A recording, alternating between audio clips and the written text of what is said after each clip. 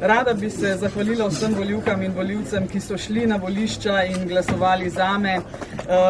Po terenu so mi govorili, da si želijo nestrankarske predsednice, srčne, energične, takšne, ki ni vpeta v strankarske tokove. Upam oziroma prepričana sem, da so te moje vrednote, ki jih zagovarjam za Slovenijo, za vse nas prepoznali. Nenazadnje tudi volilna udeležba ob 11 in ob 16 kaže višjo številko kot v prvem krogu. Skratka, te volilne udeležbe sem res vesela. So vabilo dobili prostovoljci in prostovoljke, ki so mi pomagali vseh 5 mesecev. Te so vedno visoko na moji prioritetni listi. Seveda so tu moji sorodniki, Max, Aleš, mami, ati, sestra, moji nečaki.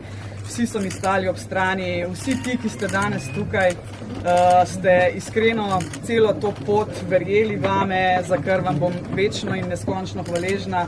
Večno boste zapisani v mojem srcu, to je bil največji projekt v mojem življenju, sama ga seveda ne bi zmogla, zmogli smo ga skupaj, tako da iskrena hvala vsem. S temi prvimi koraki bom seveda povedala, kakšno pot si bom skupaj z ekipo začrtala za Slovenijo, za vse državljanke in državljane, prebivalce in prebivalke.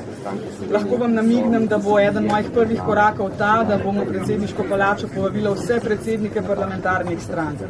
Jaz mislim, da imamo prepirov res vsi dovolj, da je čas, da nehamo gledati v preteklost, da se obrnemo v prihodnost, da se poenotimo na strateških temah.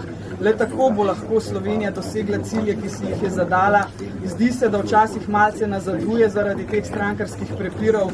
Moja drža celo življenje mi omogoča marsikomu povedati, kar sicer ne bi želel slišati, pa čeprav je z istega svetovno-nazorskega spektra.